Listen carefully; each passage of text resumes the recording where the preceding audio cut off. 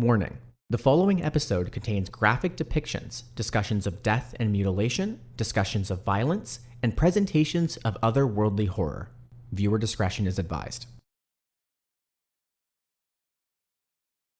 Listen, I don't care if you're having a crisis over there. Is this a containment failure or not? No? Then I will give you two options. One, you get it fixed on your own. Or two, I need someone to help with this training tape. If you join the tape and give it 1 hour, when we're done, I will fix the crisis for you, no questions asked. How's that sound?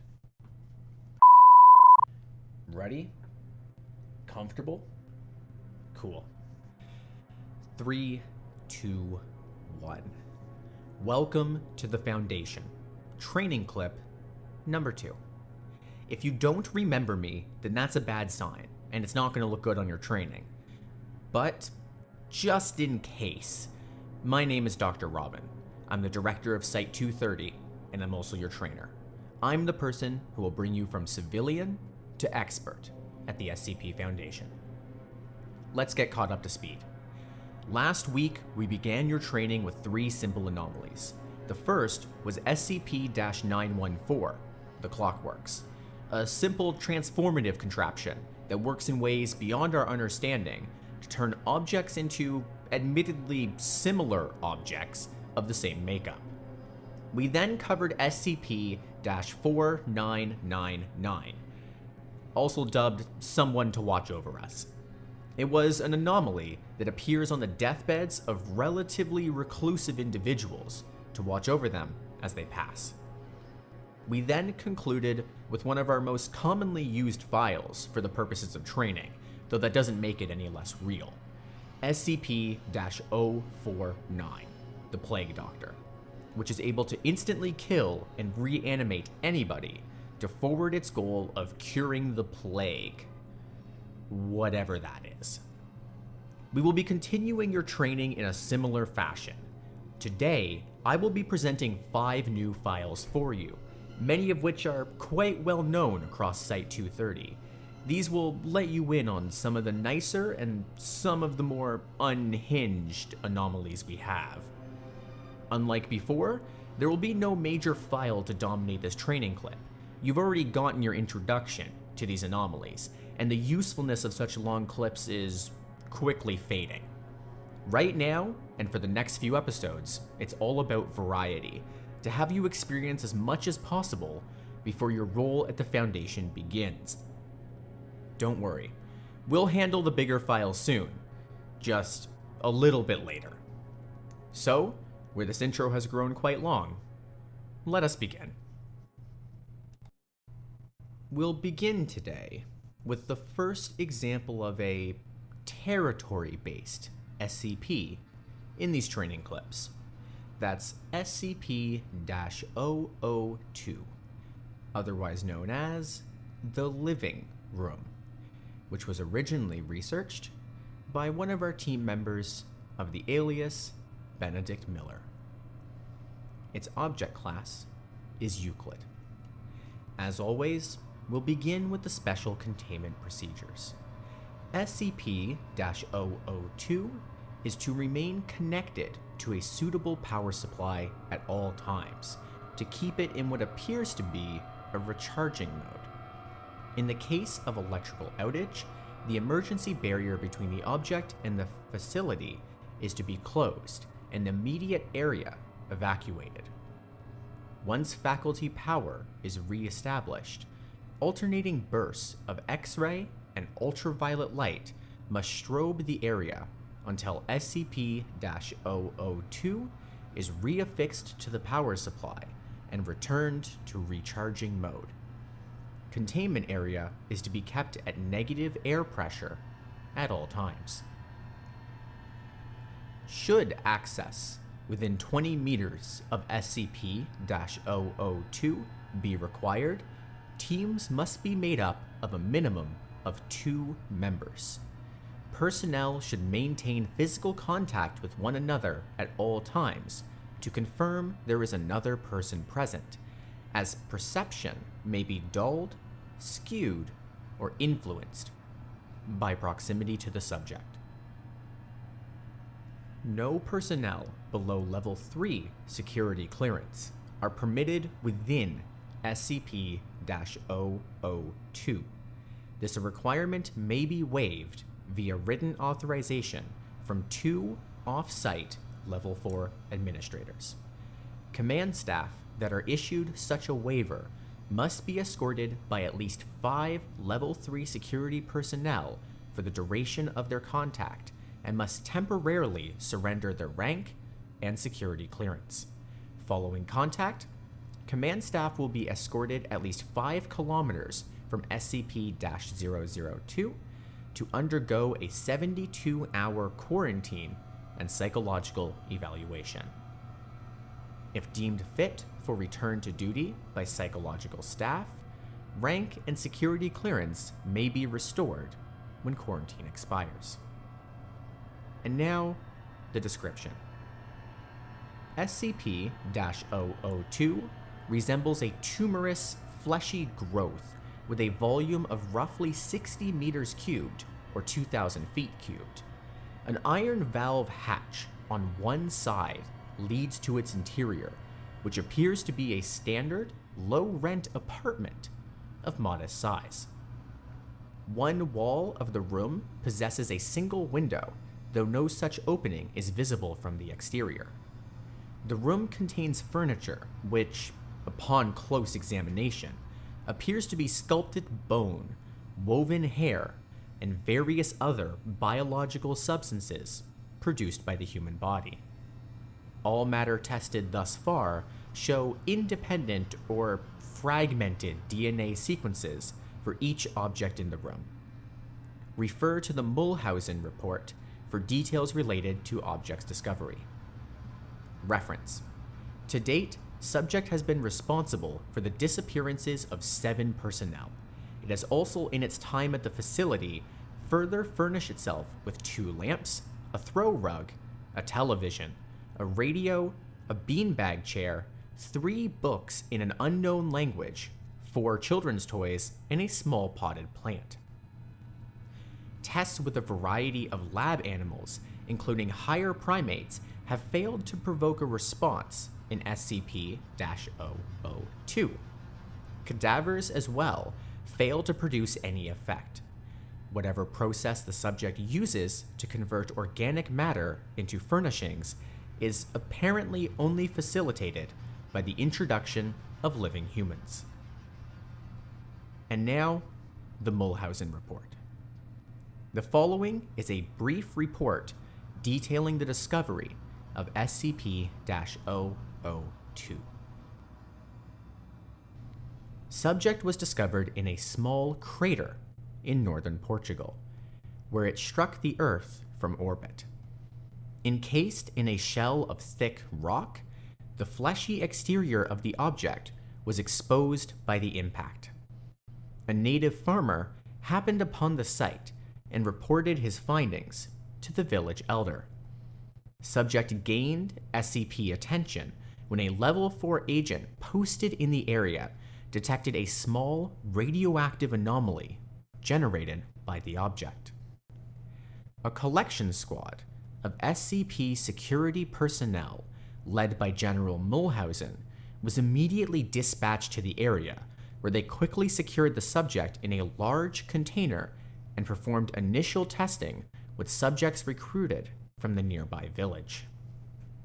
3 men, individually sent into the structure, subsequently disappeared. Upon discovering this deadly property of the subject, General Mulhausen issued a Level 4A termination order of all witnesses, roughly 1/3 of the village, to ensure no outside knowledge of the object, and initiated its transport to SCP facility. During preparation for transport, 4 SCP security personnel were inexplicably drawn inside the object, where they too immediately disappeared. Following inspection, it appeared as if the object had outgrown several new furnishings and was beginning to look like the interior of an apartment room. General Mulhausen immediately ordered the requisition of several Class 3 hazmat suits for the remaining security team members, who proceeded to lift the container onto a waiting freight ship for transport to the SCP containment facility. Data expunged. Data expunged. Following the termination of General Mulhausen, SCP-002 was resecured by SCP staff and brought into special containment in where it currently resides. Staff with clearance below Level 3 have been denied access to the SCP-002 container without prior approval of at least 2 Level 4 staff after the Mulhausen incident. Following that living room, as so it's been called, I would like to present you with a more confusing SCP that we have on hand. This one, unlike the others, doesn't have a simple or even reasonable explanation, but all the same is useful for your education. I present to you SCP-055, Unknown, originally presented by researchers under the aliases of qntm and CptBellman. Its object class is Keter, meaning uncontainable or nearly so. As always, we begin with the special containment procedures. The object is kept within a 5 by 5 by 2.5 meter square room constructed of cement of 50 centimeter thickness with a Faraday cage surrounding the cement walls. Access is via a heavy containment door measuring 2 by 2.5 meters constructed on bearings to ensure the door closes and locks automatically unless held open deliberately.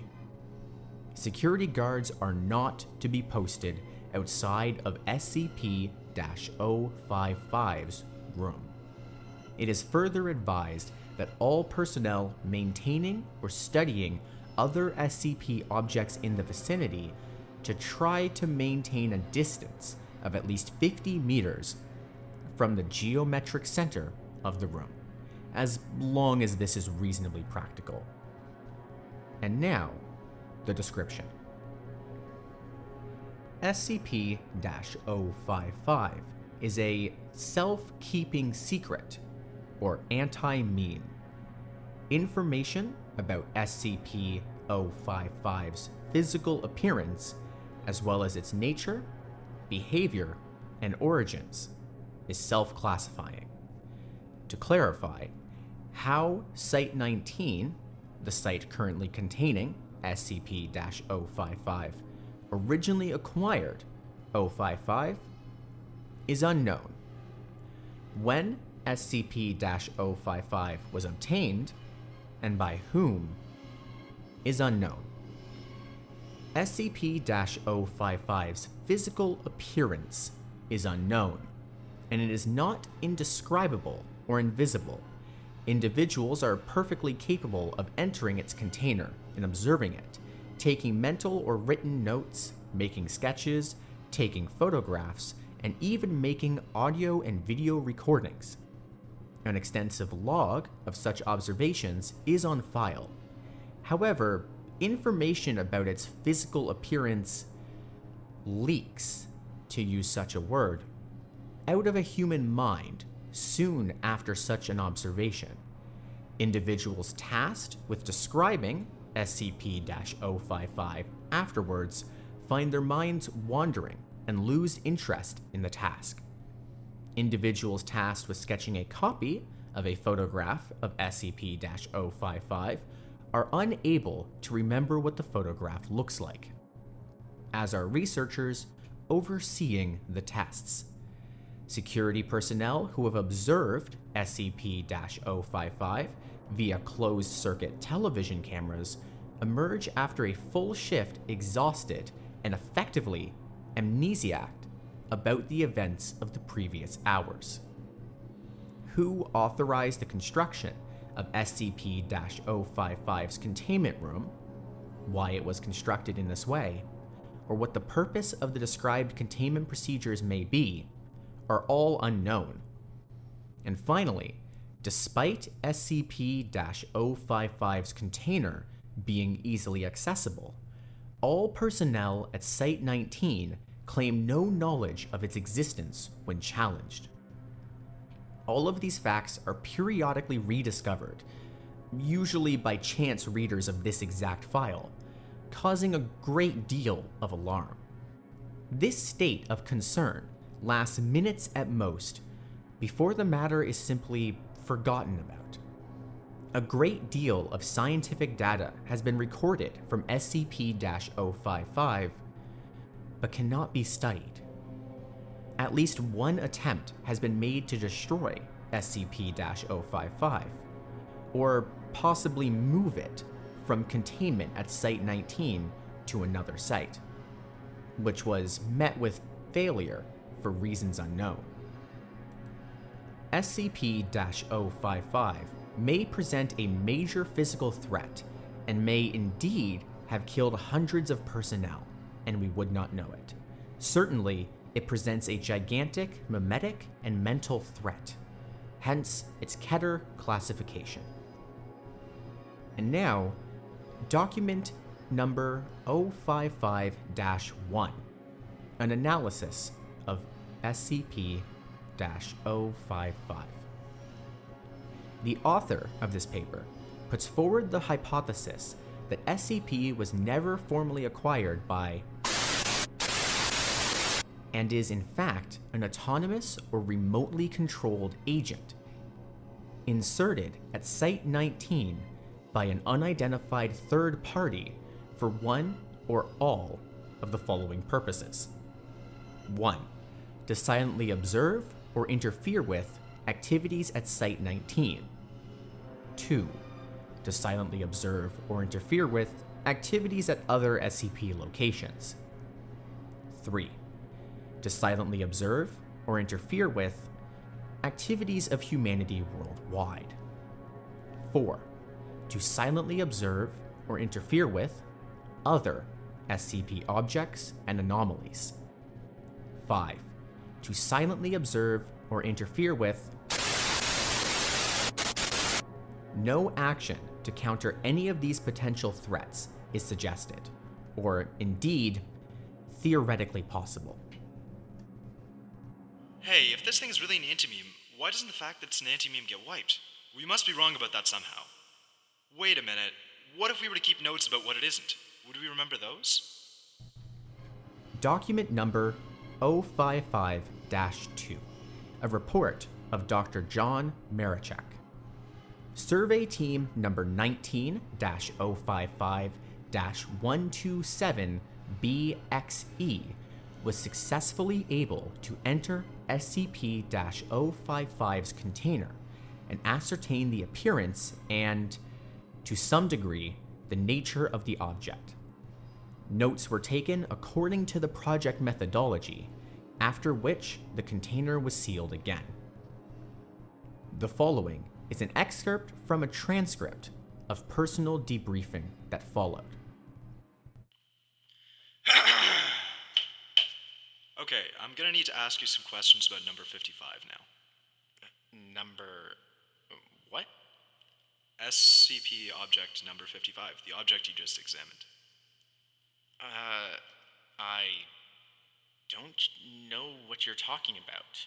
I don't think we have a 55. Okay then, I'd like you to tell me what you've been doing for the past 2 hours. What? I don't know. Okay. Then do you remember that we all agreed that it wasn't spherical? That what? Oh, Right. It isn't round at all. Object 55 isn't round. So you remember it now? Well, no. I mean, I don't know what it is, but I know there is one. It's something you can't remember, and it's not a sphere. Wait a minute. What's not a sphere? Object 55. Object what? Doc, do you remember agreeing that something wasn't shaped like a sphere? Oh, right. It appears to be possible to remember what SCP-055 is not, and to repeatedly deduce its existence from these memories.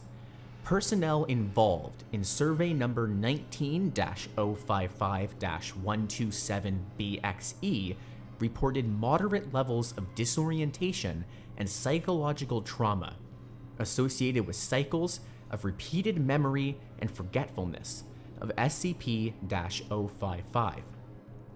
However, no long-term behavioral or health problems were observed, and psych assessments of survey personnel showed consistent reports of this distress fading over time. Recommendations. It may be worthwhile to post at least one staff member capable of remembering the existence of SCP-055 to each critical site. Following our previous file of SCP- Hey, do you happen to remember the... No? That's nearly 15... Okay, we'll keep that in to be careful. Anyways, following whatever our previous SCP was, yeah. We present to you another, well, I hate to use the term, classic at the SCP Foundation. And that's SCP-682, the hard-to-destroy reptile. Originally presented to us by one of the most prolific researchers at this foundation, Dr. Gears, and an assistant of his, Epic Phail Spy, or so he has chosen to be called. The object class for this one is Keter, not necessarily because it's impossible to contain, but as part of your training, I'll let you discern why it's Keter. We begin with the special containment procedures. SCP-682 must be destroyed as soon as possible. At this time, no means available to SCP teams are capable of destroying SCP-682. Only are they able to cause massive physical damage. SCP-682 should be contained within a 5 meter by 5 meter by 5 meter chamber with 25 centimeters of reinforced acid-resistant steel plate lining all inside surfaces. The containment chamber should be filled with hydrochloric acid until SCP-682 is submerged and incapacitated. Any attempts of SCP-682 to move, speak, or breach containment should be reacted to quickly and with full force as called for by the circumstances. Personnel are forbidden to speak to SCP-682 for fear of provoking a rage state. All unauthorized personnel attempting to communicate with SCP-682 will be restrained and removed by force. due to its frequent attempts at containment breach, difficulty of containment and incapacitation, and high threat of Foundation exposure, SCP-682 is to be contained in sight. The Foundation will use the best of its resources to maintain all land within 50 kilometers clear of human development. And now, the description. SCP-682 is a large, vaguely reptile-like creature of unknown origin. It appears to be extremely intelligent and was observed to engage in complex communication with SCP-079, one of our supercomputer SCPs that we will cover at a later date, during their limited time of exposure. SCP-682 appears to have a hatred of all life, which has been expressed in several interviews during containment. See Addendum 682-B. SCP-682 has always been observed to have extremely high strength, speed, and reflexes, though exact levels vary with its form.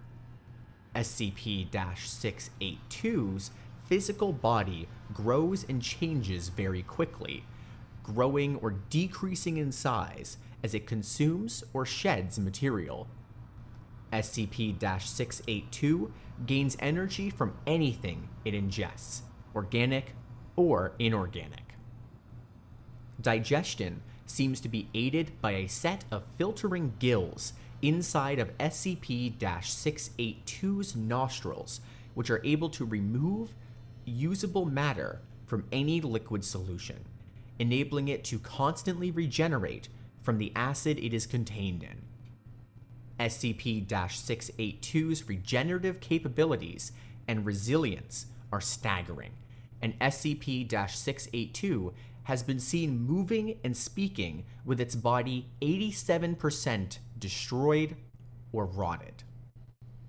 In case of containment breach, SCP-682 is to be tracked and recaptured by all available mobile task forces, and no teams with fewer than 7 members are cleared to engage it. To date, attempted breaches have numbered at 17, while successful breaches have numbered at 6. See Addendum 682-D. Next is Addendum 682-B, a portion of recorded transcript. We begin the log at the point of 21 minutes and 52 seconds. Now why did you kill those farmers?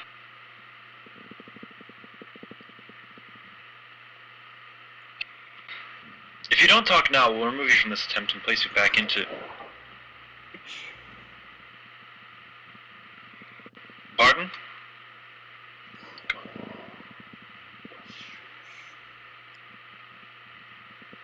on. Speak up.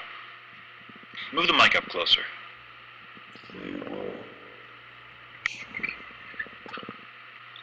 The microphone only has so much gain. Move it closer to it. Don't mess up, man. Look at it. He ain't...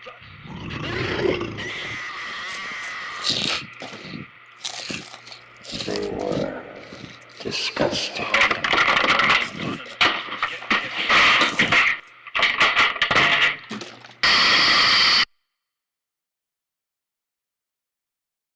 Addendum 682-E. Termination options. Log of Event 682-E18. Doctor attempts to use SCP-409, a large quartz crystal that we have on hand, which causes all objects that come into contact with it to crystallize, on SCP-682. General, and Doctor observant. At 0400 hours, exposure. SCP-682 began to tear at the point of contact, causing massive trauma to the area. SCP-682 requests several times to know what it has been exposed to. At 0800 hours, the crystallization begins, spreading much slower than normal. At 1200 hours, SCP-682 shows signs of extreme pain and begins having seizures. At 1300 hours, crystallization stops at 62% conversion. Crystallized area explodes, causing massive physical trauma to SCP-682. At 1400 hours, SCP-682 recovers from exposure despite loss of limbs and organs. SCP-682 begins regeneration, stating that it will attempt to kill and consume all staff involved in Event 682-E18. SCP-682 appears to now be immune to SCP-409, the quartz crystalline structure. Use of other SCP items to terminate SCP-682 must now first be tested on samples of SCP-682 before full-scale testing. In accordance to Dr. recommendations, Dr. and Dr. have requested permission to attempt termination of SCP-682 using SCP-689. The request is currently pending approval from... It has also been suggested by Dr. Gears to use SCP-182 in an attempt to communicate with SCP-682. SCP-182 has expressed reluctance and refuses to enter the containment center of SCP-682, if at all possible. For further attempts at termination of SCP-682, please see Addendum 682-F, a termination log of SCP-682 on its research document.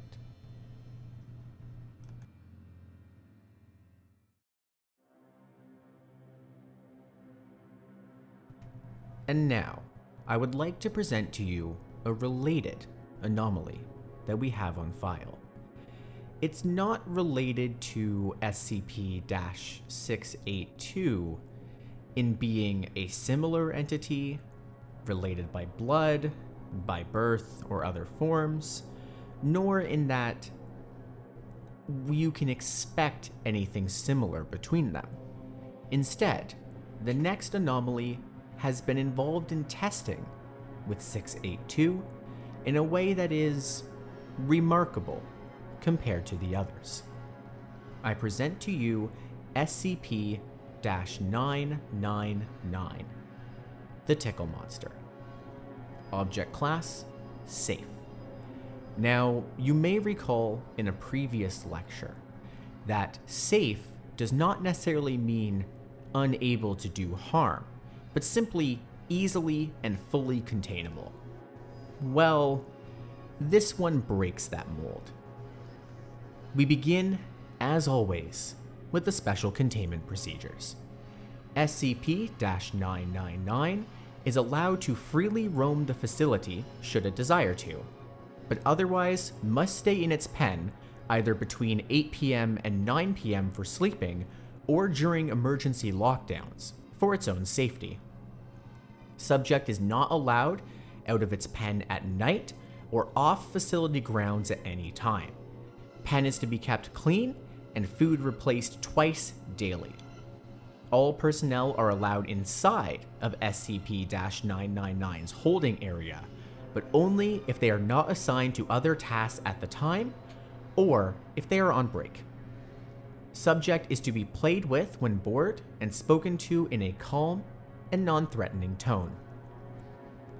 Now, as the student, You might be hearing this and wondering, what type of SCP fits that description?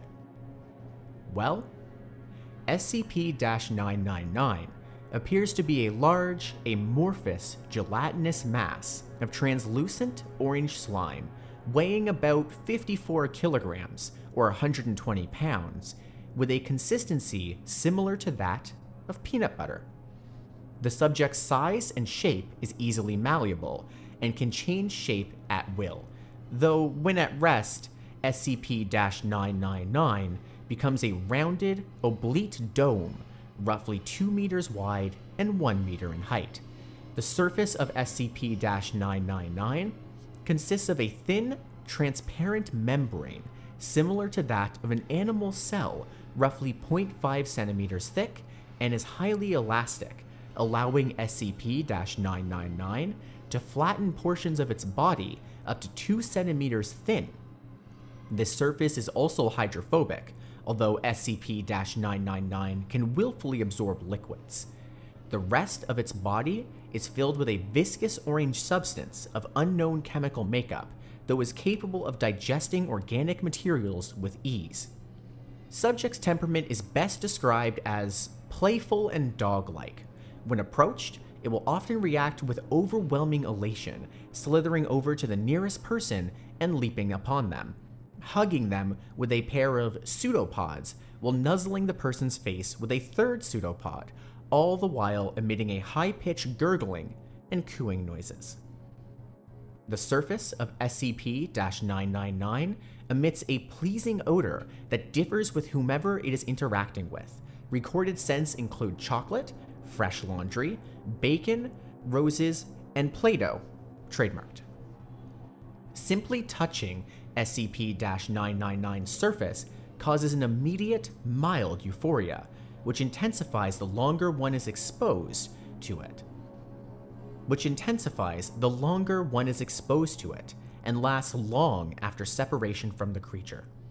Subject's favorite activity is, quote, tickle wrestling, often by completely enveloping a person from the neck down and tickling them until asked to stop, though it does not always immediately comply with this request.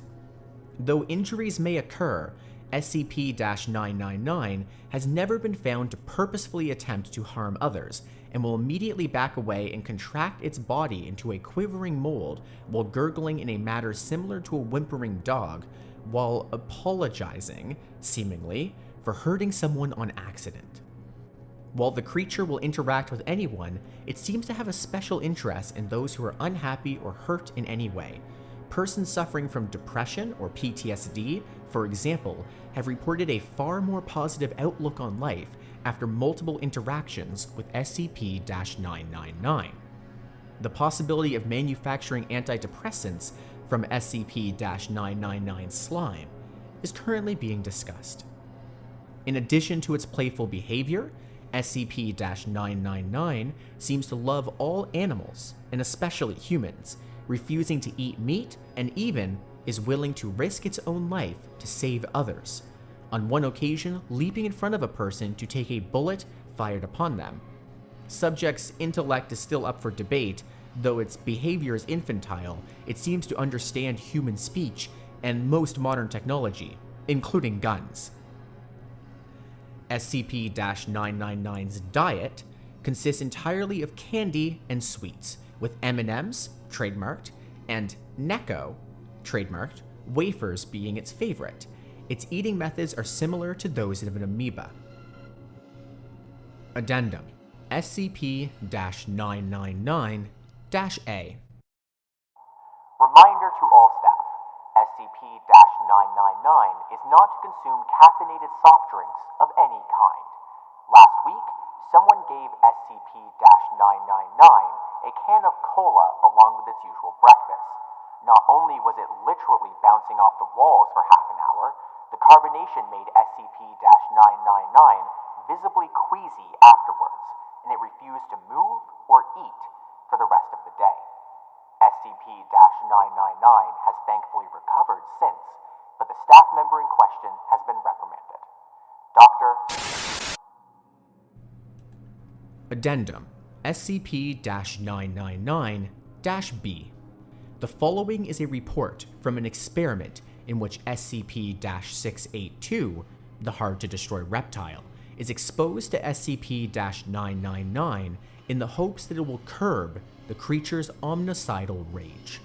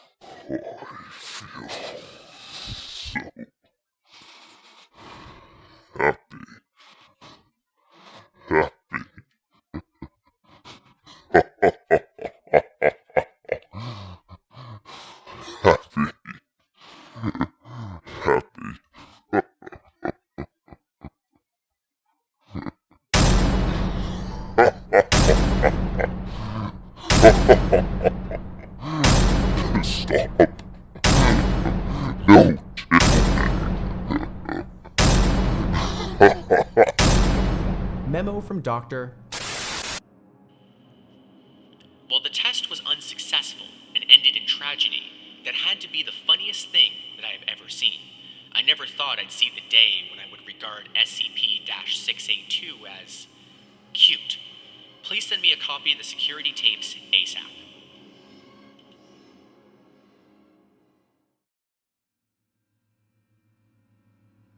Next, I want to present to you an SCP that we've had for a long time.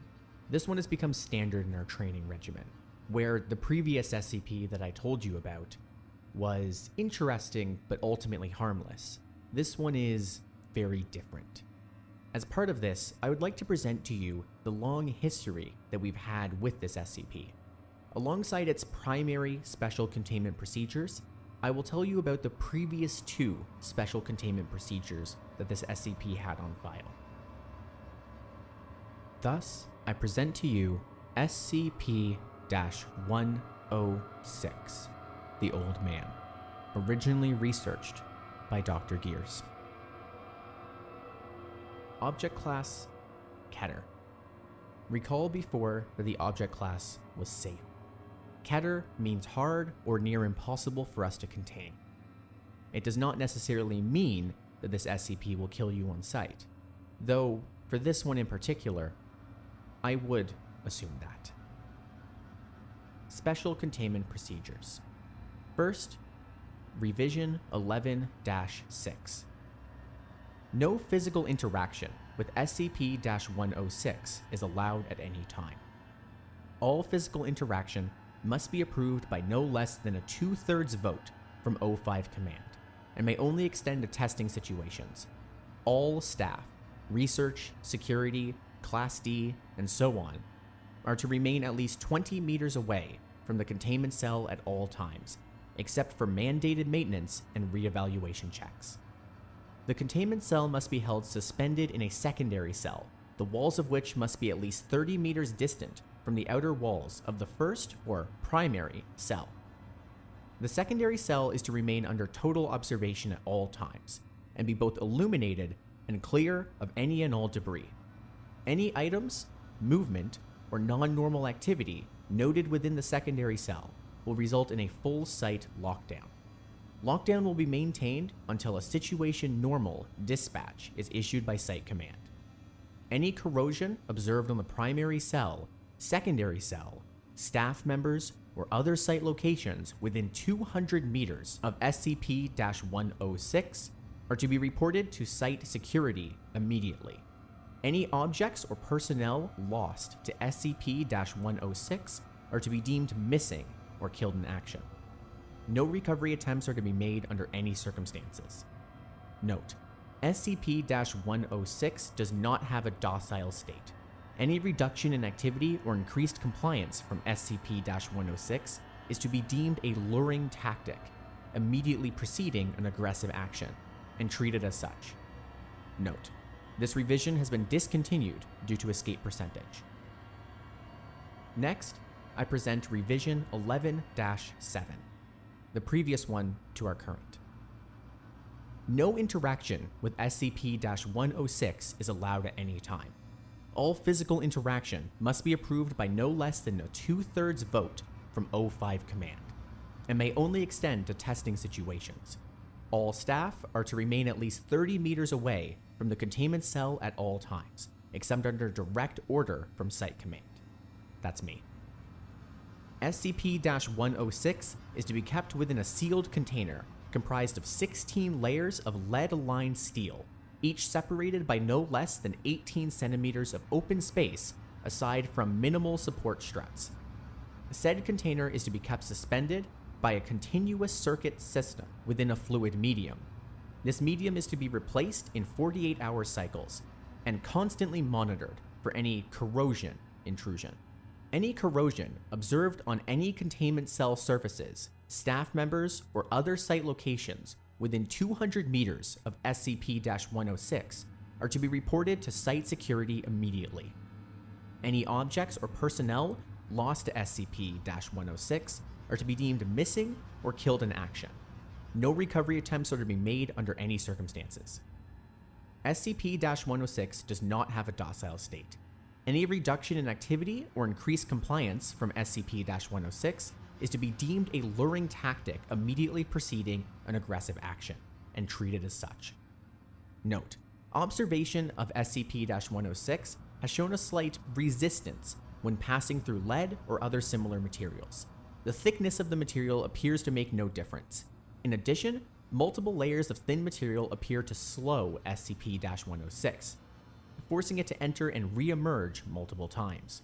Fluids also appear to temporarily confuse SCP-106. Note: this revision has been discontinued due to multiple surface breaches. Agitation system continued to disperse corrosion during breach event, resulting in multiple breaches and a full containment failure. This brings us to the current iteration of the Special Containment Procedures, Revision 11-8. No physical interaction with SCP-106 is allowed at any time. All physical interaction must be approved by no less than a 2/3 vote from O5 Command. Any such interaction must be undertaken in AR2 maximum security sites after a general non-essential staff evacuation. All staff are to remain at least 60 meters away from the containment cell at all times, except in the event of breach events. SCP-106 is to be contained in a sealed container comprised of lead-lined steel. The container will be sealed with 40 layers of identical material, each layer separated by no less than 36 centimeters of empty space. Support struts between layers are to be randomly spaced. Container is to remain suspended no less than 60 centimeters from any surface by ELO-IID electromagnetic supports. Secondary containment area is to be comprised of 16 spherical cells, each filled with various fluids and a random assembly of surfaces and supports. Secondary containment is to be fitted with light systems capable of flooding the entire assembly with no less than 80,000 lumens of light instantly with no direct human involvement. Both containment areas are to remain under 24-hour surveillance. Any corrosion observed on any containment cell surfaces, staff members, or other site locations within 200 meters of SCP-106 are to be reported to site security immediately. Any objects or personnel lost to SCP-106 are to be deemed missing or killed in action. No recovery attempts are to be made under any circumstances. Note: continued research and observation has shown that when faced with highly complex or random assemblies of structures, SCP-106 can be confused, showing a marked delay on entry and exit from said structure. SCP-106 has also shown an aversion to direct, sudden light. This is not manifested in any form of physical damage, but a rapid exit into the, quote, pocket dimension generated on solid surfaces. These observations, along with those of lead aversion and liquid confusion from the previous revisions, have reduced the general escape incidences by 43%. The primary cells have also been effective in recovery incidents requiring recall protocol -- observation is ongoing. And now, the description. SCP-106 appears to be an elderly humanoid with a general appearance of advanced decomposition. This appearance may vary, but the rotting quality is observed in all forms. SCP-106 is not exceptionally agile and will remain motionless for days at a time, waiting for prey. SCP-106 is also capable of scaling any vertical surface and can remain suspended upside down indefinitely. When attacking, SCP-106 will attempt to incapacitate prey by damaging major organs, muscle groups, or tendons. Then it will pull disabled prey into its pocket dimension. SCP-106 appears to prefer human prey items in the 10 to 25 years of age bracket. SCP-106 causes a corrosion effect in all solid matter it touches, engaging a physical breakdown in materials several seconds after contact. This is observed as rusting, rotting, and cracking of materials, and the creation of a black, mucus-like substance similar to the material coating SCP-106. This effect is particularly detrimental to living tissues and is assumed to be a, quote, pre-digestion action. Corrosion continues for 6 hours after contact, after which the effect appears to burn out. SCP-106 is capable of passing through solid matter, leaving behind a large patch of its corrosive mucus. SCP-106 is able to vanish inside solid matter, entering what is assumed to be a form of pocket dimension. SCP-106 is then able to exit this dimension from any point connected to the initial entry point. Examples: entering the inner wall of a room and exiting the outer wall, entering a wall and exiting from the ceiling, and so on. It is unknown if this is the point of origin for SCP-106 or a simple lair created by SCP-106. Limited observation of this pocket dimension has shown it to be comprised mostly of halls and rooms, with this activity can continue for days, with some subjected individuals being released for the express purpose of hunting, recapture, and now an addendum.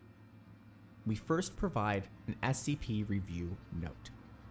Due to the exceedingly difficult to contain nature of SCP-106, SCP is to be reviewed every 3 months, or during a post-breach incident. This means the secure containment protocols are to be regularly reviewed.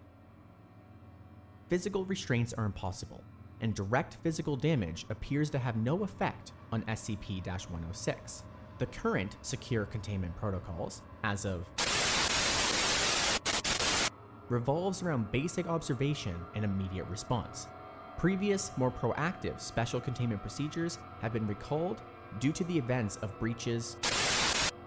Notes on behavior. SCP-106 appears to go through long periods of dormancy in which it will remain completely motionless for up to 3 months. The cause for this is unknown.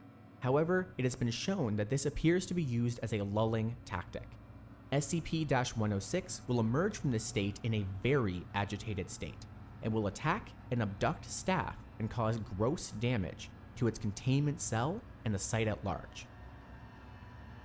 SCP-106 appears to hunt and attack based on desire, not hunger. SCP-106 will attack and collect multiple prey items during a hunting behavior event, keeping many alive in the pocket dimension for extended periods of time. SCP-106 has no determinable limit and appears to collect a random number of prey items during an event. The inner dimension accessed by SCP-106 appears to be only accessible by SCP-106. Recording and transmission devices have shown to still operate inside this dimension, though recordings and transmissions are very degraded. It appears that SCP-106 will play with captured prey, and appears to have full control of time, space, and perception inside this dimension. Recall Protocol. In the event of a breach event by SCP-106, a human within the 10 to 25 years of age bracket will be prepared for recall, with the compromised containment cell being replaced and restored for use. When the cell is ready, the lure subject will be injured, preferably via the breakage of a long bone, such as the femur, or the severing of a major tendon, such as the Achilles tendon. Lure subject will then be placed in the prepared cell, and the sound emitted by said subject will be transmitted over the site public address system. SCP-106 will typically begin to gravitate towards the lure subject within 10 to 15 minutes after hearing the subject. Should SCP-106 not respond to the initial broadcast, additional physical trauma is to be administered to the lure subject at 20-minute intervals until SCP-106 responds. Multiple lure subjects may be used in the case of major breach events. SCP-106 will typically enter a dormant state after finishing with a lure subject. In addition, subjects may... And that brings us to the end of today's lesson. I hope you found the previous files to be informative and to properly, at least somewhat, prepare you for life at the Foundation. I will see you next week at 9 p.m. Atlantic on CHSR 97.9 FM in the Fredericton region, on www.chsrfm.ca online, or on your favorite podcast platform for your next lesson. And as we close, I would like to give a thanks to those in real life who contributed to the production of this episode. In particular, I would like to thank first Kevin MacLeod, who produced the music that you can hear in the background of this episode. You can find the background tracks that I used and more at incomptech.com, all under the Creative Commons with Attribution 4 license. I would also like to thank the previously mentioned SCP authors once again, whose content was provided under the Creative Commons with Attribution 3 license on the SCP Wiki. I'd also like to thank the producers of the various audio files that were included in this episode. In particular, the producer of the SCP-682 AUdio File by tunedtoadeadchennel, as well as the Addendum SCP-999-B audio file by TheHauntedReader on YouTube. Finally, I would like to thank the voice actors that you heard in this episode, with the one in particular being Sam Moore.